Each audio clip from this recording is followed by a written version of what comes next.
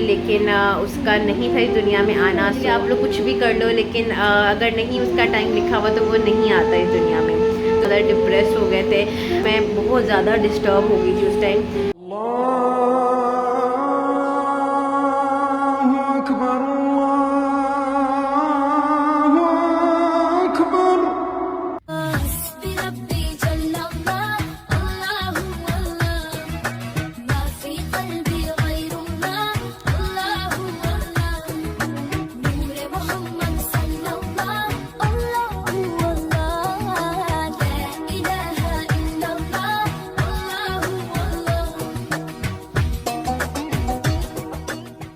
अभी मैं दोबारा से सोने जा रही हूँ, फिर बैठने जब ऑफिस जाना है ब्रेकफास्ट बनाने उठूँगी, उसके बाद फिर मैं आपसे मिलती हूँ दोपहर के टाइम।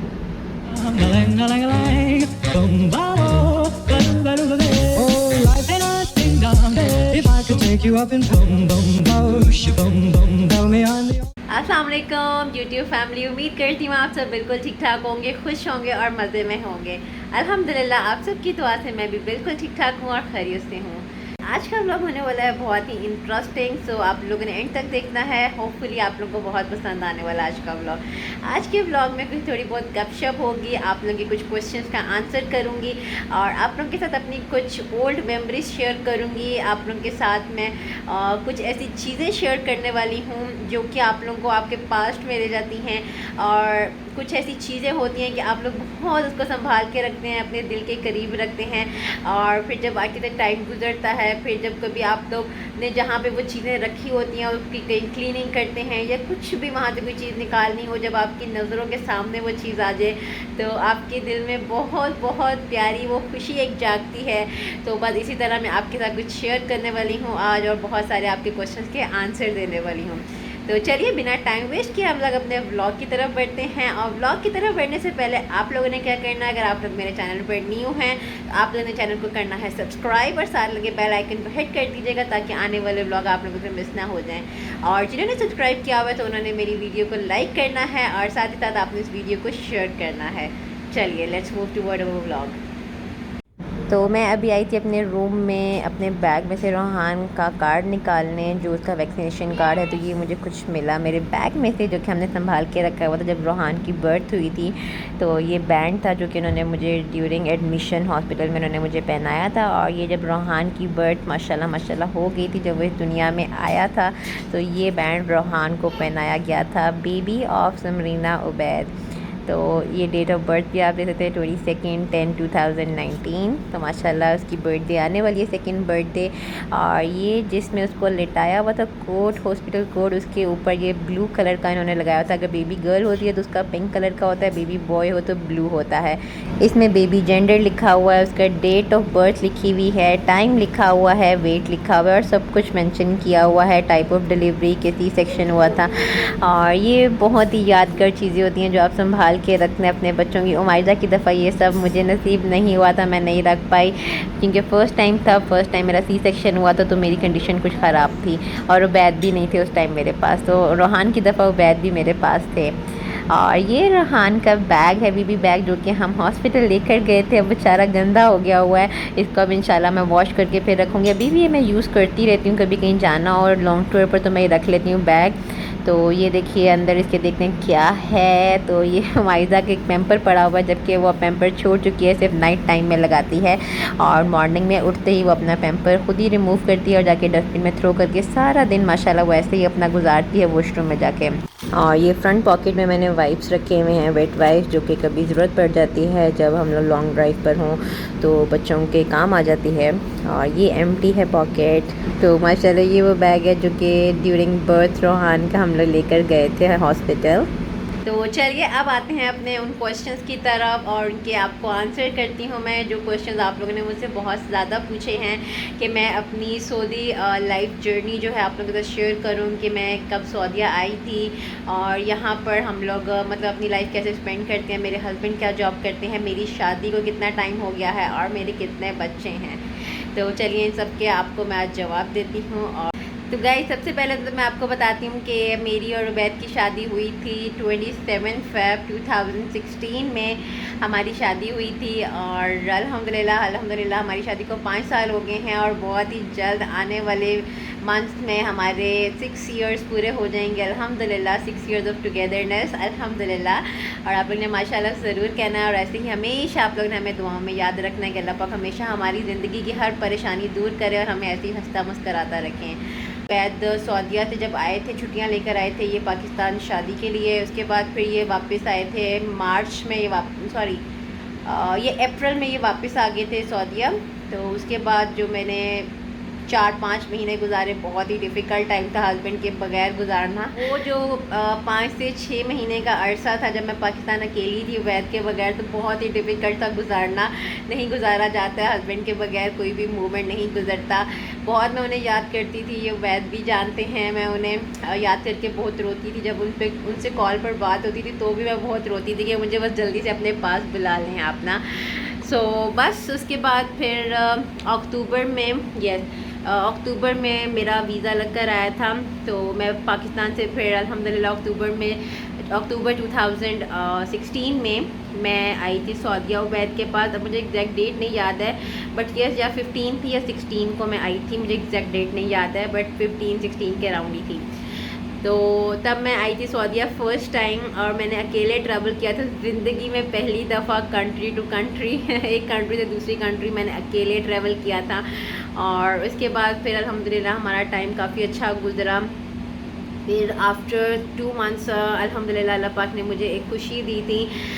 लेकिन कहते हैं ना कि जिस रूह ने इस दुनिया में आना है वो बहुत सी मुश्किलें देखकर भी आ जाती है, और जिस रूह ने नहीं आना होता तो उसके लिए आप लोग कुछ भी कर लो, लेकिन अगर नहीं उसका टाइम लिखा हुआ तो वो नहीं आता इस दुनिया में। तो बस कुछ ऐसा ही टाइम पीरियड मेरे साथ और वैद के साथ भी गुजरा था। हम लोग थोड़ा सा बहुत ज़्यादा डिप्रेस हो गए थे। मैं बहुत ज़्यादा डिस्टर्ब हो गई थी उस टाइम कि अल्लाह पाक ने मुझे पहली खुशी दी थी लेकिन उसका नहीं था इस दुनिया में आना। सो आफ्टर 2 मंथ्स मेरा मिसकैरेज हो गया था। तो यस वो टाइम काफ़ी ज़्यादा हमारे लिए हार्ड था, बट अल्हम्दुलिल्लाह हम लोगों ने काट लिया। कहते हैं ना अल्लाह पाक अपने ही बंदों से आजमाइश लेता है, तो बस वो शायद आजमाइश का टाइम था मेरे पर और वैद पर। तो उसके बाद फिर 2017 में अगेन फरवरी में ही, फरवरी के मिड में आके हम लोगों को माशाल्लाह दूसरी खुशखबरी मिली थी। और जब उमाइज़ा ने पैदा होना था अल्हम्दुलिल्लाह अल्हम्दुलिल्लाह। उसके बाद फिर नवंबर में मेरी 2017 नवंबर को उमाइज़ा पैदा हुई। 7 नवंबर 2017 को माशाल्लाह माशाल्लाह उमाइज़ा इस दुनिया में आई। और लेकिन उसकी दफ़ा भी मैंने बहुत टफ़ टाइम देखा था। जब ये पैदा हुई थी तो ये बीमार थी। वैसे तो सब प्रेगनेंसी में सब कुछ अच्छा चल रहा था, लेकिन ड्यूरिंग डिलीवरी कुछ इश्यूज़ ऐसे आ गए थे कि मुझे सी सेक्शन की तरफ मूव करना पड़ा। और उस सी सेक्शन के बाद उमाइज़ा की तबीयत बहुत ज़्यादा ख़राब हो गई थी। इसने सांस नहीं लिया था अपना। और बहरहाल मुझे तो किसी ने नहीं बताया था, मुझे नेक्स्ट डे भी नहीं मालूम था। लेकिन जब वो कहते हैं ना एक लड़की की खुशी तभी होती है जब उसका बेबी अपनी गोद में जब वो लेती है तो उसकी सारी तकलीफ़ें दूर हो जाती हैं। तो मैं बस यही सोचती थी कि अभी तक मेरी बेटी नहीं आई, अभी तक मेरे पास मेरी बेटी नहीं आई, ऐसी क्या वजह है। तो सब ने मुझे यही बताया। वैद भी कॉज पर यही कहते थे कि उन्होंने इसको अंडर ऑब्जर्वेशन रखा हुआ, दे देंगे तुम्हें, पहले तुम तो ठीक हो जाओ। मैं फिर चुप हो जाती थी। बहरहाल नेक्स्ट डे आफ्टरनून में मैंने सबसे ज़िद की कि मुझे मेरी बेटी को देखना है। फिर मुझे पता चला कि उसकी ऐसी तबीयत ख़राब थी, उसको नमूनिया हो गया हुआ था। तो उन्होंने इसको मतलब काफ़ी देर अंडर ट्रीटमेंट रही है उनके पास, डॉक्टर्स के पास। तो ये कुछ सिलसिला चला था। बट अल्हम्दुलिल्लाह अल्हम्दुलिल्लाह का लाख लाख लाख मैं शुक्र अदा करती हूँ, जितना भी शुक्र अदा करूँ उस मालिक का कि उसने मुझे ज़िंदगी की बहुत बड़ी खुशी दी थी कि फिर मेरी उमाइज़ा बिल्कुल ठीक हो गई थी और वो मेरे साथ ही 3rd डे डिस्चार्ज हुई थी हॉस्पिटल से। फिर हम खुशी खुशी घर आए और आफ्टर 1 वीक, मेरी डिलीवरी के आफ्टर 1 वीक उबैद भी सऊदीया से पाकिस्तान आ गए थे अपनी बेटी से मिलने और मुझसे मिलने। तो माशाल्लाह फिर वो 1 मंथ हमारे साथ ही रहे थे। देन अगेन वो वापस पाकिस्तान से सऊदीया चले गए और उसके 2-3 मंथ्स बाद फिर मैंने भी अगेन ट्रैवल किया उमाइज़ा के साथ। हम लोग सऊदीया आ गए थे। आफ्टर 2 इयर्स, ये 2 इयर्स हमारे ऐसे ही गुजर गए उमाइज़ा के बड़े होने में और पाकिस्तान आने जाने में। माशाल्लाह आफ्टर 2 इयर्स रोहान की खुशखबरी हम लोग को मिली और अल्हम्दुलिल्लाह आज मेरे 2 बच्चे हैं। ये आप लोगों के फर्स्ट क्वेश्चन का आंसर है, जितना लंबा दिया है मैंने। माशाल्लाह हमारे 2 बच्चे हैं और पहले उमाइज़ा हुई, उसके बाद रोहान, और अब उमाइज़ा माशाल्लाह 4 इयर्स की होने वाली नवंबर में। 7 नवंबर को और 22 अक्टूबर को रोहान होने वाला है 2 इयर्स का। ये है मेरी प्यारी नन्ही सी परी, है ना? ये मम्मा की जान है ये तो, है ना? तो उसके बाद फिर सेकंड क्वेश्चन ये आ जाता है कि आपके हस्बैंड यहाँ पर क्या करते हैं। मेरे हस्बैंड सिविल इंजीनियर हैं नेस्मा वाटर एंड एनर्जी में। माशाल्लाह माशाल्लाह उनको 4 इयर्स हो गए हैं इस कंपनी में। उससे पहले वो बिन लादेन में थे, जब आपको पता है बिन लादेन के हालात ख़राब हुए थे, जब क्रेन गिरी थी, तो उसके बाद वो स्विच हो गए थे नेस्मा में। और नेक्स्ट आप लोगों ने पूछा हुआ है कि मेरी क्वालिफ़िकेशन और मैंने मतलब मैं क्या करती हूँ। मैं अभी एज आ हाउस वाइफ कर रही हूँ वर्क, और साथ साथ मैं यूट्यूब पर भी हूँ, जैसा कि आपको पता है वीडियोस बनाती हूँ। पहले मैं 3 to 4 ईयर्स जो थी हाउस वाइफ ही रही हूँ, लेकिन शादी से पहले मैं जॉब भी करती थी। मेरा ये मतलब खुद का शौक़ है, लाइक किसी का बर्डन नहीं था, मतलब पेरेंट्स की तरफ से या कुछ भी कोई बर्डन नहीं था। मैं खुद मेरा दिल करता था कि मैं जॉब करूँ। और सबसे पहली बात तो ये कि मैं वन एंड ओनली चाइल्ड थी अपनी माँ पापा की। मतलब मेरे कोई सिबलिंग्स नहीं हैं, मैं अकेली बेटी हूँ, अपने माँ पापा की बेटी भी हूँ, बेटा भी हूँ उनकी। तो गाइज़ माशाल्लाह माशाल्लाह मैंने बीबीए ऑनर्स किया हुआ है, और उसके बाद फिर हमारी शादी हो गई थी।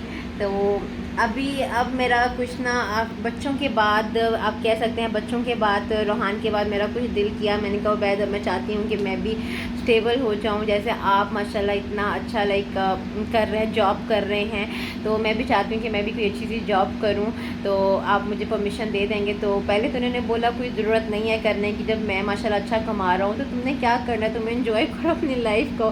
मैं इनका नहीं देखिए इतना पढ़ने का क्या फ़ायदा कि अगर मैं जॉब नहीं करूँगी। तो बहरहाल हस्बैंड वाइफ की यही अंडरस्टैंडिंग होती है, तो वो मान के उन्होंने कहा चलो तुम्हारी जिसमें खुशी है उसमें मेरी खुशी है। तो उन्होंने मुझे कहा कि तुम जॉब कर लो।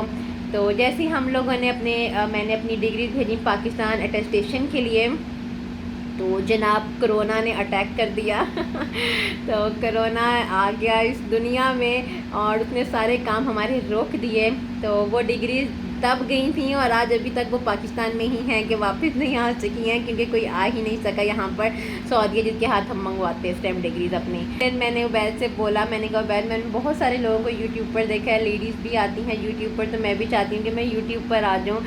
मतलब मेरा दिल करता था उसके बाद से यूट्यूब पर ऐसा, मतलब मैं चाहती थी कि लोग मुझे जाने, मेरी अपनी कोई पहचान हो, आइडेंटिटी हो।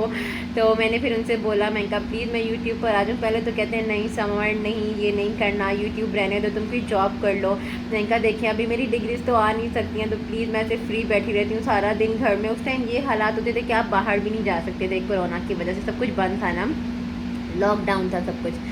तो बहरहाल इनको मनाते मनाते टाइम लग गया मुझे यूट्यूब पर आने के लिए।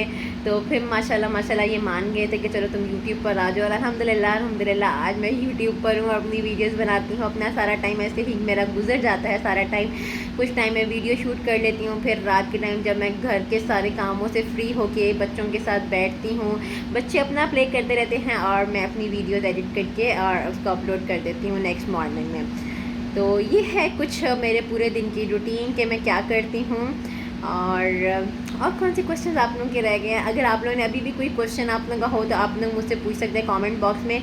यस ये क्वेश्चन भी बहुत ज़्यादा आया है कि आप सऊदीया में कौन सी सिटी में होती हैं। सो मैं सऊदीया में जद्दा में होती हूँ, जब से मेरी शादी हुई है मैं जद्दा में ही आई हूँ और जद्दा में ही हम लोग रहे हैं, किसी और सिटी में नहीं हम लोग रहे। और एक क्वेश्चन ये भी बहुत ज़्यादा आ रहा था कि आप जिधर रहती हैं, जिस बिल्डिंग में जो आपका घर है, मैंने अपना एक दफ़ा होम टूर भी दिया था, आप लोगों ने बहुत पसंद किया उसको। जिसने नहीं देखा मैं होम टूर का लिंक यहाँ ऊपर आई बटन में दे दूँगी, आप लोग देख सकते हैं। मज़ा आपको नहीं ना आ गई है हाँ। तो मैं अपने हाउस टूर आपको इस आई बटन में दे दूँगी लिंक, उसका आप लोग देख सकते हैं। तो आप लोगों ने पूछा था कि आप लोगों के घर का रेंट क्या है, तो यहाँ पर ईयरली होते हैं रेंट, आप लोग 6 मंथ का भी दे सकते हैं और ईयरली भी दे सकते हैं इकट्ठा। हमारे घर का रेंट है आई थिंक 14,000 पर ईयर है। और माशाल्लाह माशाल्लाह हमारे 2 रूम्स हैं, 2 वॉशरूम्स हैं, किचन है और एक बहुत बड़ा लिविंग रूम है जहाँ पर हम लोग मोस्टली अपना टाइम स्पेंड करते हैं। आप लोग देख सकते हैं होम टूर में हमारे। और मुझे बताइएगा कमेंट में कि हमारा घर आप लोगों को कैसा लगा। आप लोग